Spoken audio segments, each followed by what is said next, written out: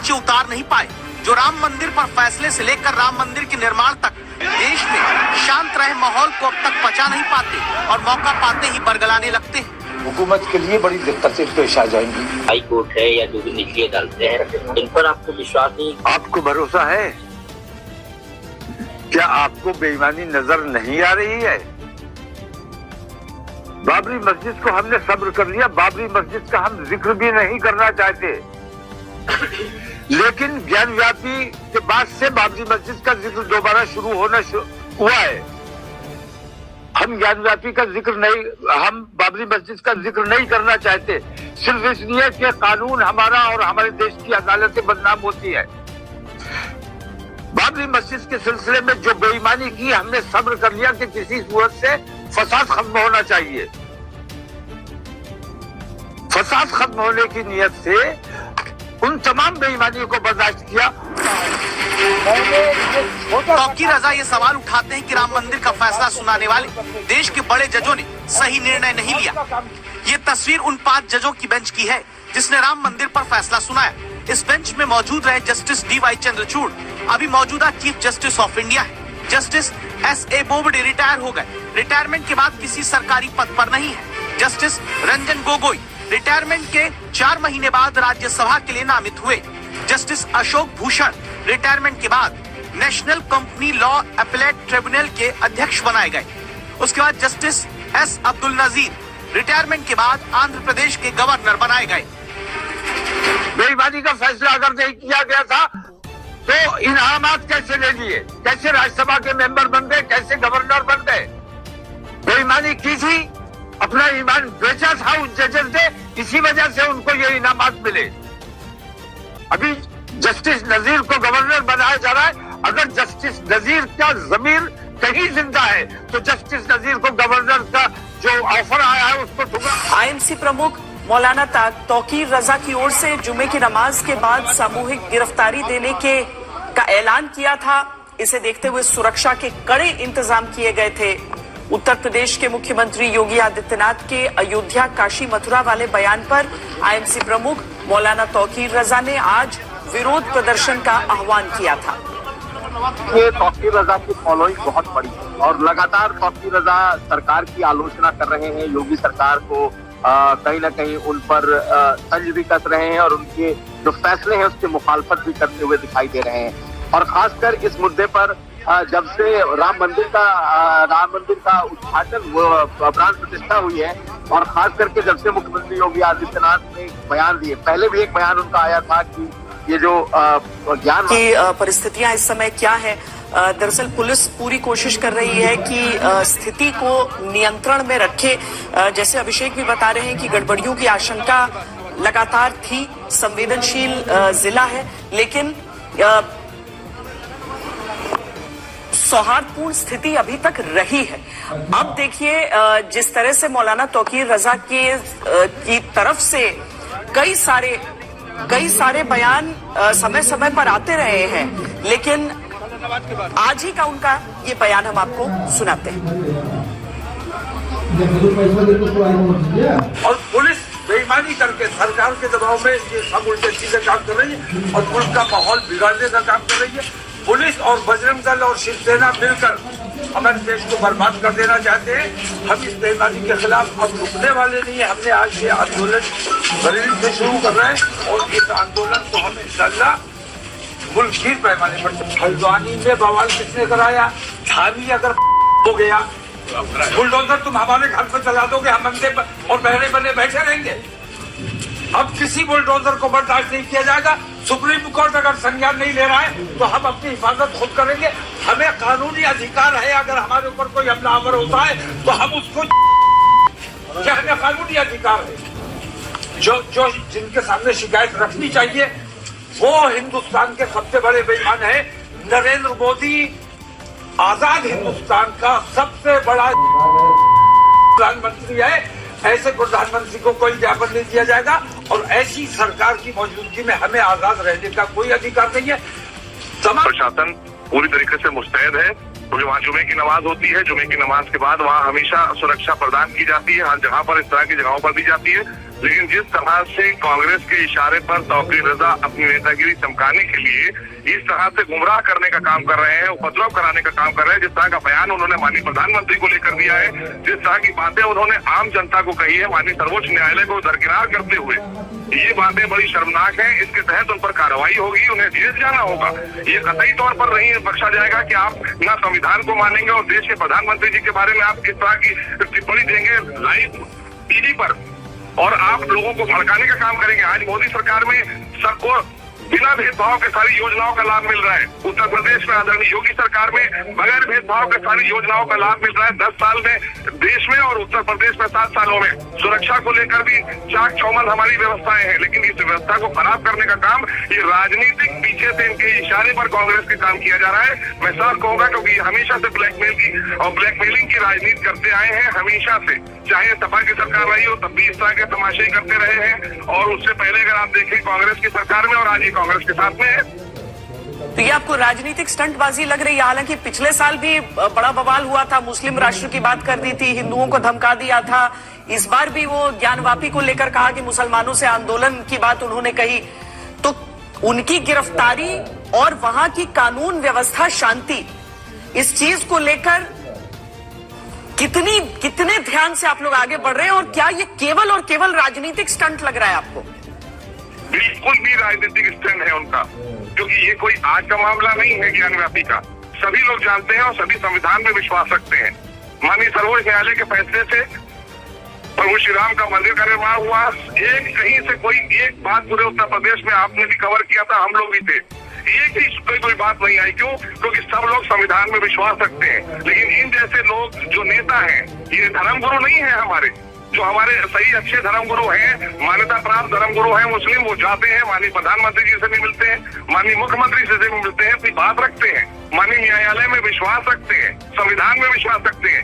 ये आपको इनकी टिप्पणी ये बता रही थी, ये नेताओं वाली भाषा बोल रहे थे। ये इस तरह का उपद्रव कराने सड़क पर निकले जो लोग नमाज पढ़ने आए थे, इबादत करने आए थे, उनको ये शैतानियत के काम बता रहे हैं। ये धर्मगुरु हो सकते हैं हमारे, और इनके पीछे क्या सारे के सारे लोग हैं?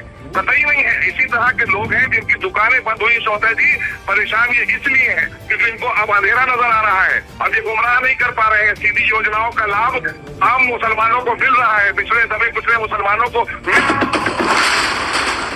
4 फरवरी को ही तौकीर रजा ने शुक्रवार को ज्ञानवापी मस्जिद के तहखाने में पूजा के खिलाफ गिरफ्तारी देने की अपील की, लेकिन जो भीड़ शुक्रवार को बरेली में सड़कों पर आती है, इससे प्रदर्शन की वजह पूछिए तो सुनते जाइएगा कितने मुद्दे सामने आएंगे।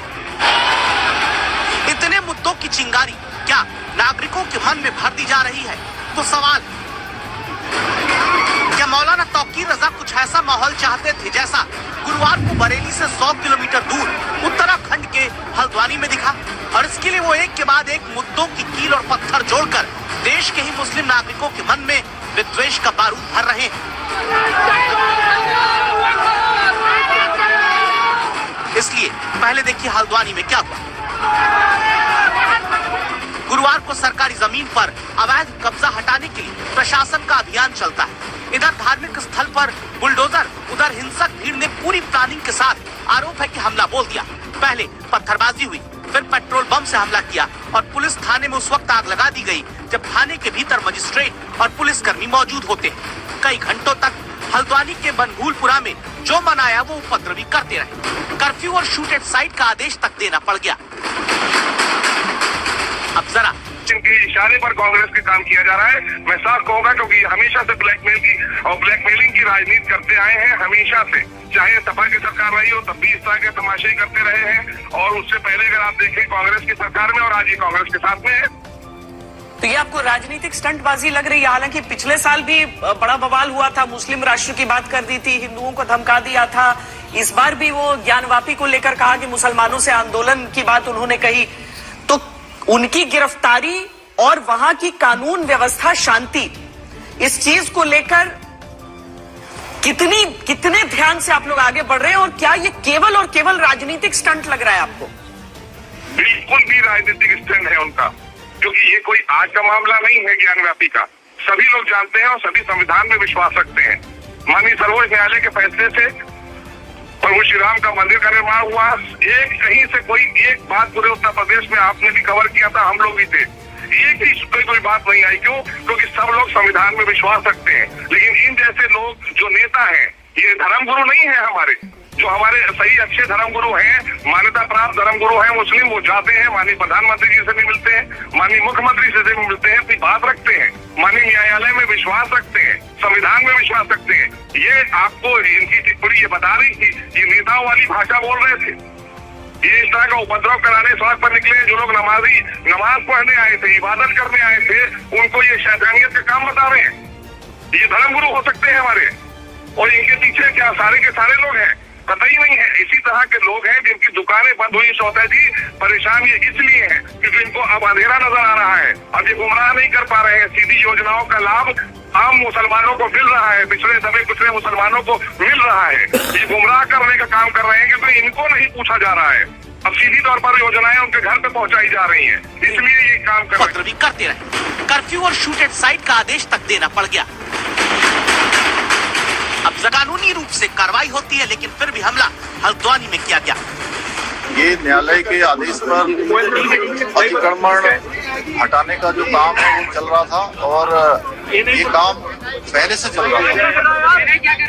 और कल जब प्रशासन की टीम, पुलिस की टीम उसी अवैध अतिक्रमण को हटाने के लिए गई थी, जो अवैध निर्माण था उसको हटाने गई थी, उसके ऊपर पूरा सुनियोजित तरीके से जो ये हमला हुआ है, देवभूमि का जो माहौल है उसको खराब करने का प्रयास किया है। अब बरेली में गिरफ्तारी देने निकलने से पहले मौलाना तौकीर रजा क्या कहकर निकलते हैं, ये सुनिए। हल्द्वानी में बवाल किसने कराया? आदमी अगर पागल हो गया, बुलडोजर तुम हमारे घर पर चला दोगे, हम अंधे और बहरे बने बैठे रहेंगे? अब किसी बुलडोजर को बर्दाश्त नहीं किया जाएगा। सुप्रीम कोर्ट अगर संज्ञान नहीं ले रहा है तो हम अपनी हिफाजत खुद करेंगे। हमें कानूनी अधिकार है, अगर हमारे ऊपर कोई हमलावर होता है तो हम उसको। ये बयान इस बात की तस्दीक करता है कि जो मौलाना तौकीर रजा न ज्ञानवापी पर कोर्ट की सुनते हैं, न एएसआई रिपोर्ट, न हल्द्वानी पर कानूनी आदेश का सच बताना चाहते हैं। उनकी बातें समाज में एक ऐसा झूठ परोस रही है जिनसे कभी भी हल्द्वानी जैसा माहौल खराब करने की कोशिश कहीं भी की जा सकती है। लेकिन यूपी के बरेली में ये नाकाम हो गए। सिविल कोड रहा कहाँ जब आपने उसमें से कुछ को मुस्तस्ना कर दिया, कुछ को छोड़ दिया? इसका मतलब यूनिफॉर्म नहीं रहा। तो ये बेईमानी हो रही है। ये तमाम चीजें सिर्फ मुसलमानों को सताने, दबाने और परेशान करने के लिए। मैं ये कहता हूँ, इन तमाम लोगों को मंदिरों से कोई मोहब्बत नहीं है, मंदिरों से मोहब्बत नहीं, असल में मुसलमानों को तकलीफ पहुंचाना है। अगर वाकई तुम मंदिरों से मोहब्बत करते हो, ज्ञानव्यापी मैं छोड़ने को तैयार हूँ, दस्तबरदार होने को तैयार हूँ। चलो पहले चाइना तुम्हारे कहा कितना कब्जा कर लिया है। कैलाश मानसरोवर चाइना के बाप की जागीर नहीं है, हिंदुस्तान का है। और हमारे दौरे हुकूमत में हमने हिंदुओं को वो सौंपा था कैलाश मानसरोवर। आप विश्व शक्ति बने हुए कैलाश मानसरोवर, अगर वाकई तुम हिंदुत्व की बात करते हो और मंदिरों की बात करते हो तो मुसलमान कमजोर है, उस पर बुलडोजर चला के उसकी मस्जिदें तोड़ दोगे।